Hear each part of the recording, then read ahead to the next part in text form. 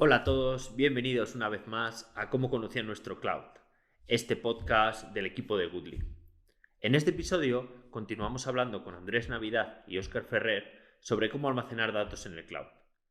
Una vez vistas las distintas opciones de almacenamiento disponibles, hoy nos centraremos en las funcionalidades de Cloud Storage. Estás escuchando Cómo conocía nuestro cloud, un podcast en el que hablaremos sobre Google Cloud y cómo sacarle el máximo partido a los servicios que ofrece, de una manera imparcial y amena. Además de las clases de almacenamiento que hemos visto y dónde están nuestros datos, Cloud Storage tiene un montonazo de funcionalidades. Si os parece, vamos a repasar las más importantes para que nuestro público, nuestros oyentes, pues sepan qué opciones tienen a la hora de usar este servicio de almacenamiento de datos. El primero, así un poco más importante, son los ciclos de vida, que, que bueno, que nos permiten ir programando de una manera sencilla qué va a pasar con nuestros datos durante el tiempo. Que- ¿Lo habéis usado alguna vez en algún proyecto o algo interesante de esta funcionalidad que me queréis contar? Sí, este es típico caso, por ejemplo, que antes como hemos comentado de ejemplo para el almacenamiento de log, ¿no? Es decir, pues tú cuando generas un bucket puedes definir un ciclo de vida del dato, ¿no? Desde el punto de vista de, bueno, pues los logs que se van depositando, que se van almacenando en un bucket, idealmente, a lo mejor, los que durante la primera semana los tienes en un almacenamiento de tipo estándar, ¿no? Es decir, los que son más susceptibles de tener que consultar al principio, los tienes en un estándar, ¿no? O los más recientes, pero a la semana a lo mejor considera, puede ser a la semana, al mes, cuando eso ya por necesidades funcionales tiene que definirse la fecha, ¿no? Pero, por ejemplo, a partir de los 7 días es improbable, ¿no?, que tenga que mirar los logs de hace 7 días en producción, ¿no? Entonces puedes plantear el hecho de mover todos los ficheros que tengan una antigüedad de más de 7 días a un almacenamiento de tipo nearline, ¿no? O conline, depende, ya ahí depende un poco, ¿no? Pero que automáticamente se haga ese ciclo de vida y, por ejemplo, que llegado el caso, los ficheros que tengan más de un año en ese almacenamiento de tipo, por ejemplo, near o conline, pueda pasar a un almacenamiento de tipo archive, ¿no? No sé, típico que se me viene a la cabeza. Sí, o incluso borrar. Cada vez hay o sea, hay que tener cuidado con los sistemas que hacemos que no vayan almacenando datos eternamente, porque eso va a ir teniendo cada vez un aumento de coste y además cada vez hay más regulaciones en este aspecto de cuánto tiempo podemos o debemos guardar los datos. Entonces, estos ciclos de vida nos ayuda a no tener que tener procesos batch de fondo que se encarguen de mirar fecha e ir borrando o ir moviendo. Unido un poco, luego otra opción es el versionado de objetos. Que bueno, Sí, lo que nos... Sí.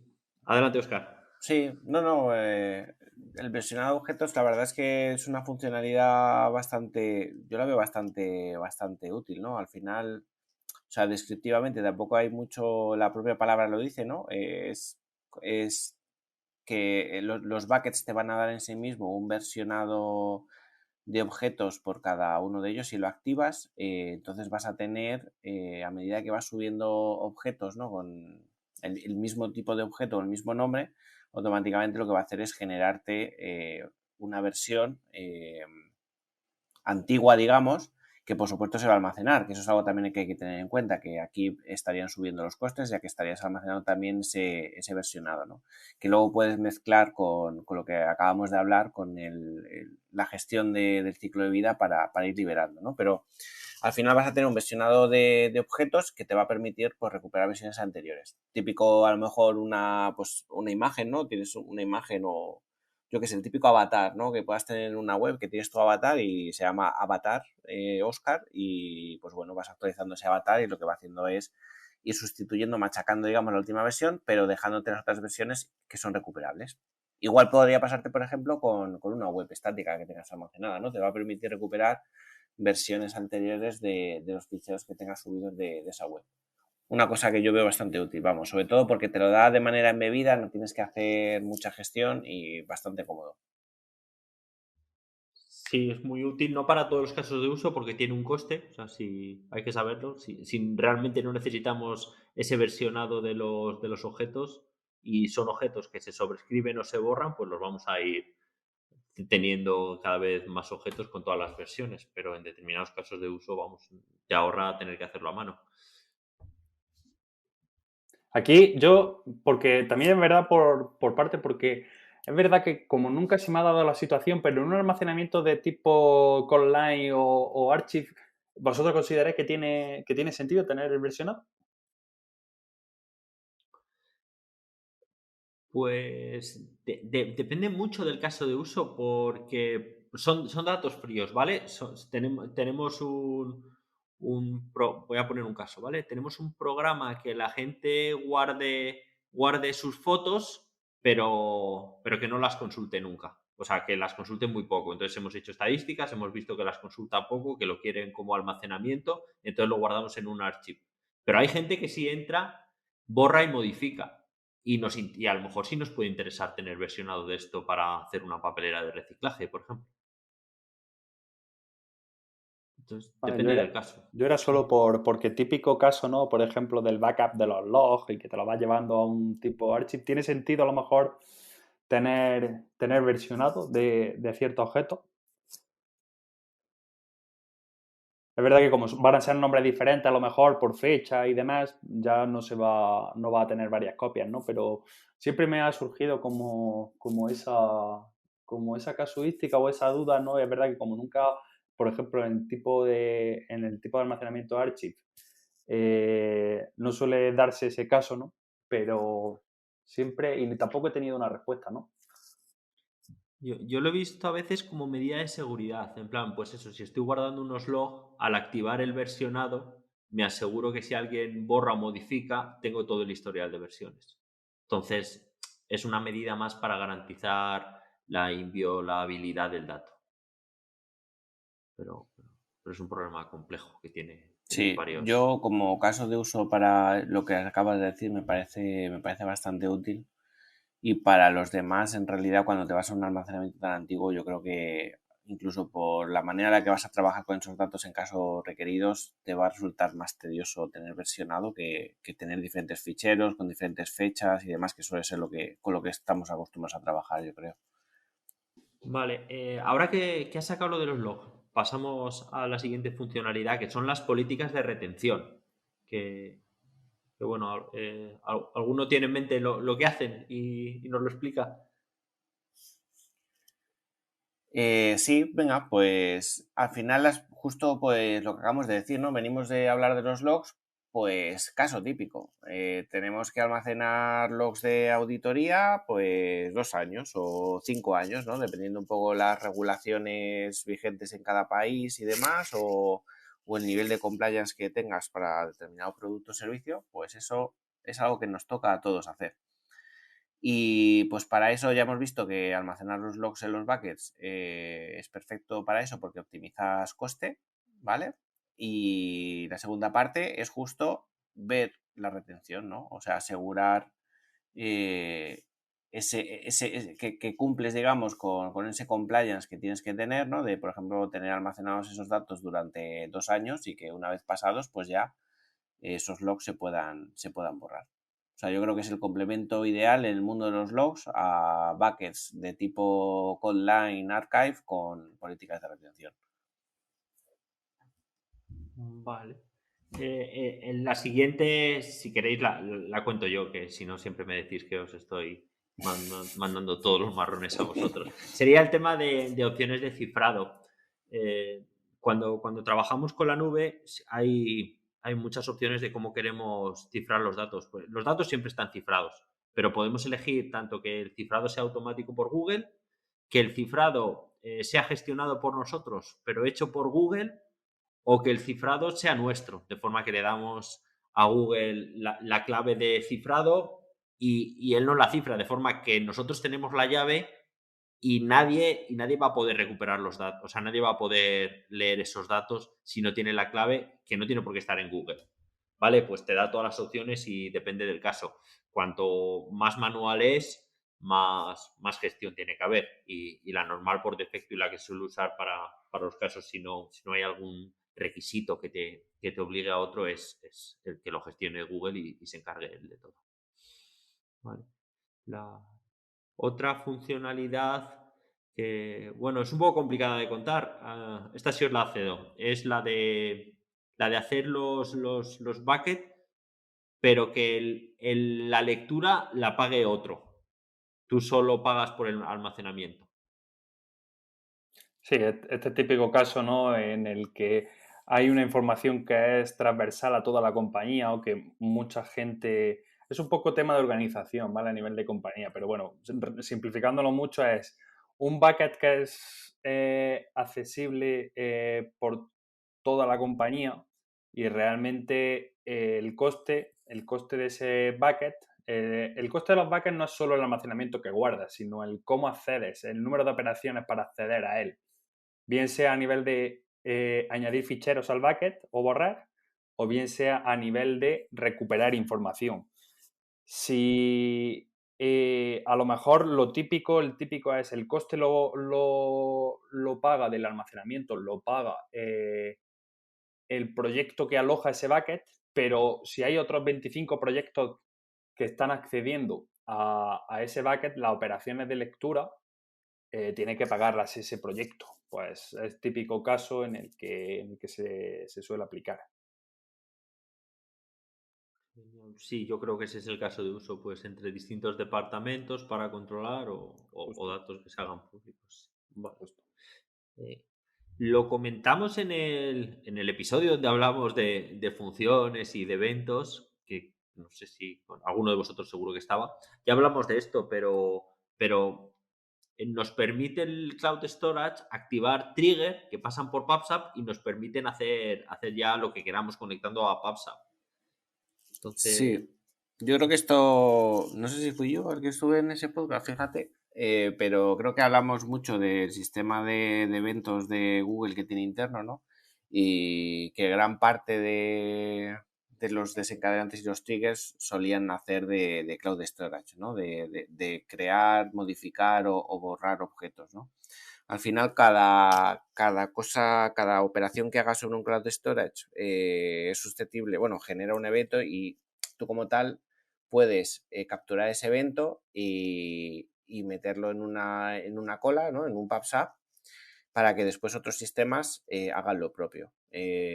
Lo mejor aquí siempre son los ejemplos. O sea, hemos hablado de imágenes, por ejemplo. Imagínate que tienes una imagen que vas a actualizar, tu foto de perfil, tu avatar, lo actualizas en un bucket y lo que tienes que hacer a lo mejor es limpiar la caché, ¿no? Entonces, a lo mejor limpiar la caché para que el resto de sistemas se enteren de que la imagen se ha actualizado, ¿no? Pues mandas la notificación a un PubSub y ya el resto, el sistema de caché lo lee, lo puede leer y decir, vale, pues inhabilito esto y actualizo la caché con esta nueva versión, por poner un ejemplo, ¿no? O lo mismo si quieres hacer, por ejemplo, procesamiento de datos, en plan de quiero hacer una transcripción de un audio y quiero que cuando se termine esa transcripción automáticamente pase por un procesador de textos de NLP para extraerme las entidades. Pues lo típico. Tienes ahí cuando se genera el objeto con la transcripción en un bucket, ese objeto genera una notificación que va a un PubSub y luego habrá otro sistema que lea de ese PubSub y haga el procesamiento de ese texto.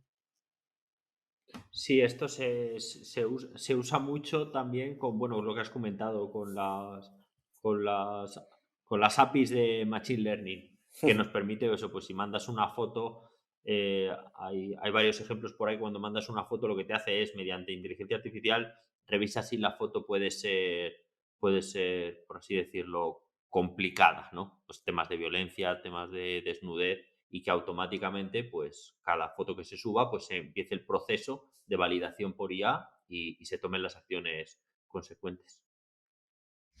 Por último, para terminar este bloque de funcionalidades, ¿cómo controlamos quién accede a nuestro bucket? ¿Cómo se configura?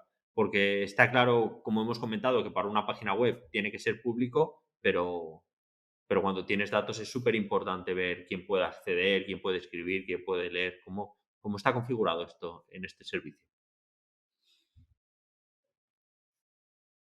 Sí, bueno, pues aquí siempre hay dos grandes bloques. Es más, a la hora de crear un bucket te da la opción de elegir el tipo de acceso para acceder a ese bucket. No es lo que ellos llaman el acceso uniforme, ¿no? Que va gestionado a través de el acceso uniforme de todos los objetos de ese bucket, que está gestionado por IAM, por el servicio de seguridad, por el servicio para el tema de seguridad y gestión de usuarios de Google. Y luego tiene otro que es un poco más específico, que va a nivel de ACLs, en el que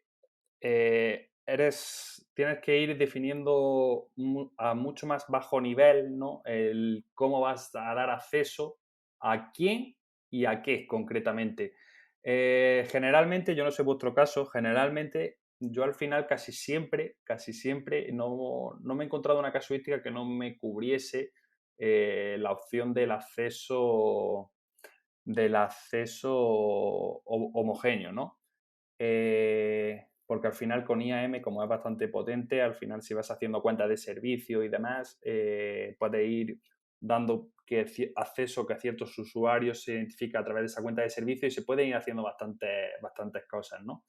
Entonces, yo no sé si vosotros alguna vez habéis tenido que hacer ACLs y demás, pero en mi caso yo no no lo he tenido que utilizar. No digo que no sea útil, evidentemente, pero yo no lo he tenido que utilizar nunca. Y luego está la opción, ¿no? Que es como un poco global, ¿no? Que es típica de dar acceso a todo el mundo al bucket, ¿no? Para el tema de webs y que hemos comentado antes, ¿no? De web estáticas y demás, ¿no? Mm.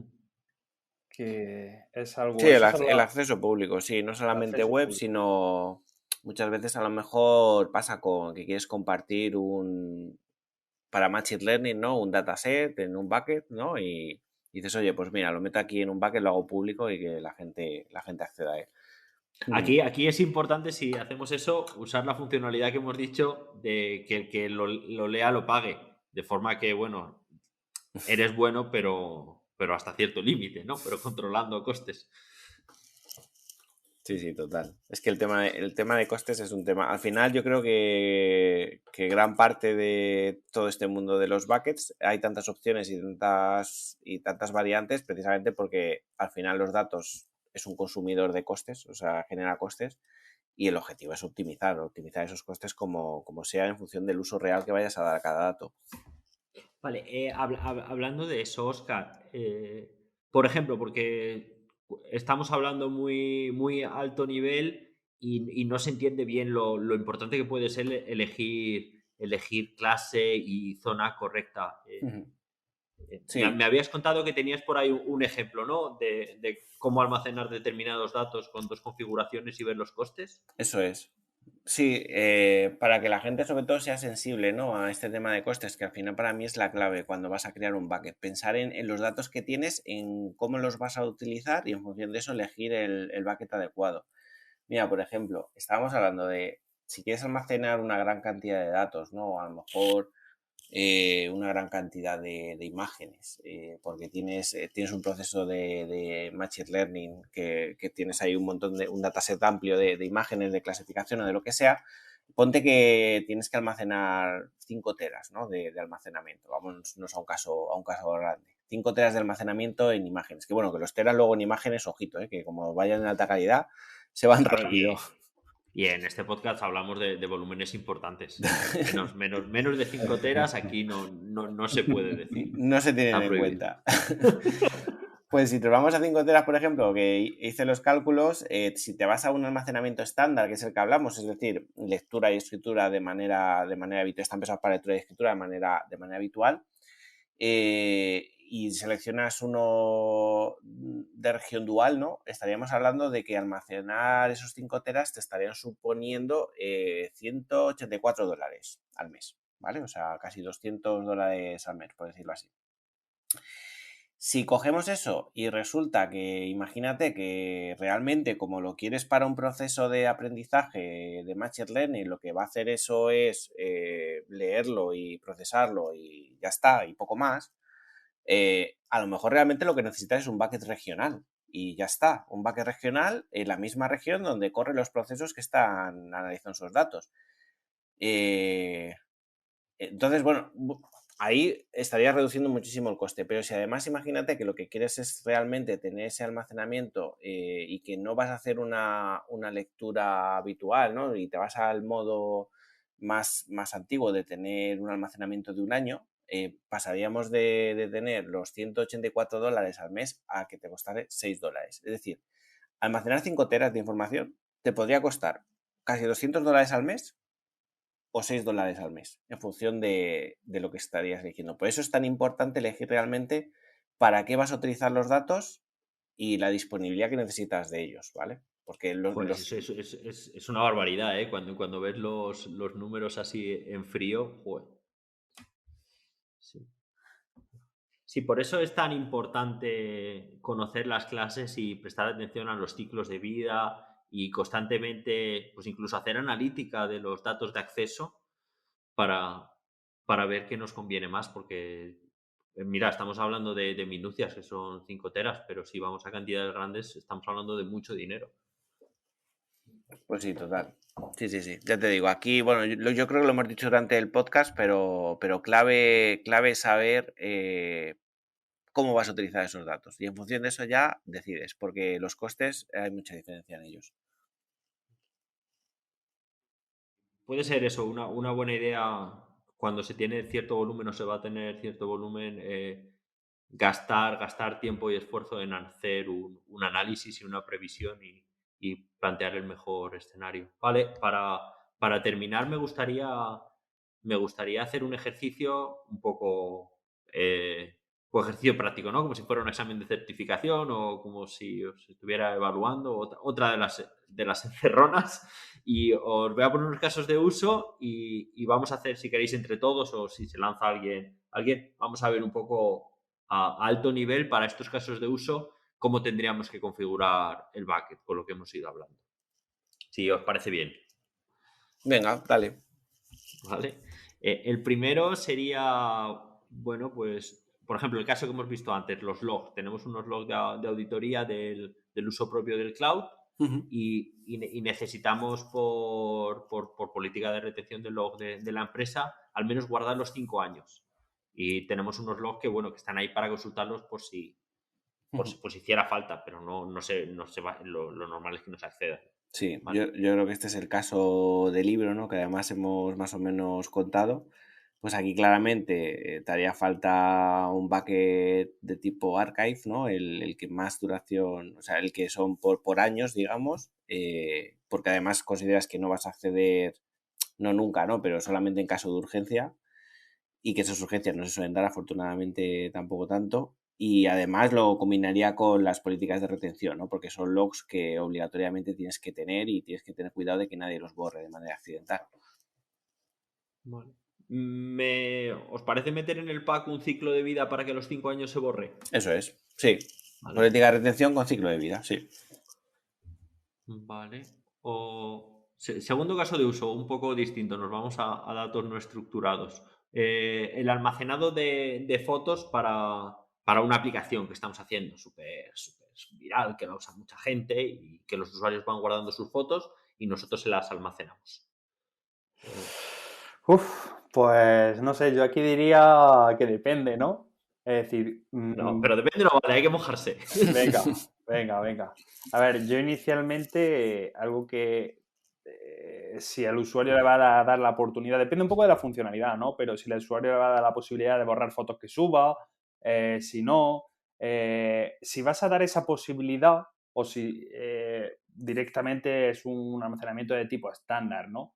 Depende de si no das esa posibilidad, por ejemplo, al usuario de borrar fotos, sino que, oye, todo lo que suba ahí se queda históricamente y si puede acceder a ella de manera continua y tal, pues al final casi siempre me da a pensar como tal que tiene que ser un almacenamiento de tipo estándar, o yo lo pondría en ese contexto. Sobre todo si nos imaginamos, yo creo que estamos todos pensando en alguna aplicación pues tipo red social o de intercambio ¿no? Ya. de vender y que esa foto va a ser consultada por muchísima gente Total. en muchos sitios. Total, yo, por ejemplo, claro, aquí cuando lo has comentado, digo, me puedo ir por el hecho de tener una página web que tiene fotos y que va a servir fotos, bueno, va a servir o va a utilizar fotos, ¿no? Ahí ya, claro, en teoría a lo mejor es como muy enrevesado, ¿no? Lo que a lo mejor me ha podido venir a la cabeza, ¿no? Pero digo, bueno, pues depende de si ya tienes un CDN por delante, que te sirve contenido, que lo cachea, tal, y que es información que no va a estar continuamente pidiéndose porque va a estar cacheada en diferentes sets. Entonces, me he ido como algo mucho más rebuscado, pero sí, en ese sentido, por ejemplo, algo como una red social, pues sí, sin duda, a lo mejor ese sería el tipo de backend más correcto, yo creo. Vale, vamos a ir el siguiente, que bueno, es el que decía, es el que también es otro que hemos hablado, que es contenido estático para una web pública que ve Justo. que sirve muchísima gente. Pues bueno, y pongamos que no nos interesa tener CDN de momento. Ningún sistema de caché. Claro, yo creo que esto pues más o menos ya lo hemos ido dejando caer, ¿no? Pero esto pues aquí claramente es un bucket de tipo estándar, ¿no? Y ahí en función de de la alta disponibilidad que necesites, pues podrías elegir a lo mejor multiregional, eso va a depender un poco, ¿no? De hacia qué público esté dirigido. Y luego también aquí a lo mejor te puede ser interesante incluir la parte de versionado de objetos, ¿no? Pues si quieres recuperar una versión antigua de algún fichero que tengas almacenado. Sí. Sí, bueno, como estamos viendo eso, aquí son casos que se definen en una frase y en el mundo real no. En el mundo real pues hablas, haces preguntas y tienes muchos más datos y lo vas definiendo, pero sí, un poco la idea es que dependiendo de los casos de uso, pues bueno, pues hay unas opciones mejores y peores y esto hay que tenerlo en cuenta. Bueno, pues se nos ha acabado el tiempo. Muchísimas gracias por haber estado hoy aquí. Creo que nos ha quedado un episodio súper útil y para tener marcado para tener como favoritos, para oírlo cuando tengamos que hacer cosas de estas para poder tomar las decisiones correctas. No sé si queréis comentar algo más que se haya quedado en el tintero y queráis decir. No, yo, mira, sí, simplemente porque como ahora echando la vista atrás era simplemente, pero es algo que es el caso súper típico, ¿no? De los que ya hemos hablado, pero hay uno también que a día de hoy está muy de moda, el tema de tener tu propio data lake, ¿no? Que en ese mar de datos que se intenta, pues, oye, tener en una compañía, probablemente el servicio base sobre el que trabajar en Google, probablemente a nivel de almacenamiento de datos sea Cloud Storage en sus diferentes versiones que hemos estado viendo, ¿no? De tenerlo en estándar, en nearline, pero es el típico servicio que es la base de todo, ¿vale? Bien sea para luego procesar esa información a través de procesos de Dataflow o de Dataproc o incluso con queries federadas desde BigQuery atacando a ficheros que están en Cloud Storage. Es como, no sé, era como el gran uso, ¿no? O primera aproximación a nivel de organización de datos, ¿no? En una compañía, ¿no? Que suele ser el servicio core, ¿no? Desde el punto de vista de Sí, yo almacenamiento. creo que el punto que has dicho es súper importante, que bueno, no lo hemos comentado, pero Cloud Storage se lleva genial con el resto de servicios de Google Cloud. O sea, si usamos AutoML, por ejemplo, nos va a pedir que los datos estén en Cloud Storage para usar data Prep, creo también, que te pide que estén en Cloud Storage. De BigQuery puedes leer y guardar en Cloud Storage. O sea, Sí. sí, Hay otro caso, está por ejemplo, íntimamente. súper útil de Cloud Storage, que no es muy habitual, pero cuando ya empiezas a trabajar con ciertos servicios, que es el de Cloud Build, cuando tienes que hacer construcciones, por ejemplo, yo soy Javero, ¿no? Y cuando tienes que hacer construcciones y tienes un proyecto con Maybe y haces construcciones con Cloud Build, típico que tarda mucho en construir porque descarga las dependencias de Maybe y demás, hay un caso muy típico de tener en Cloud Storage tus repositorios de Maybe. De tal manera que cuando tu artefacto de repositorio realmente. Entonces, típico de enganchar en un Cloud Build, que la primera parte del primer paso del Cloud Build sea especificar que ese es tu repositorio de artefacto, de tal manera que no tenga que buscar en Internet la dependencia y la recupere de Cloud Storage. Y es algo que ahorra muchísimo tiempo en las construcciones, por ejemplo. Sí, vamos, en el fondo eso es un servicio súper flexible y que siempre que necesites almacenar cosas, pues lo puedes tener en mente y seguramente te ayude. Vale. Pues nada, solo me queda volver a daros las gracias por estar aquí. Siempre es un placer escucharos y aprender con vosotros. Y seguro que os tendré por aquí en otra ocasión. Muchas gracias a ti por invitarme, Nada, Tomás. eso es. Gracias a ti, Tomás. Venga, pues nos vemos en el próximo episodio de podcast. Un saludo a todos. Venga. Hasta luego. Hasta Chao. luego.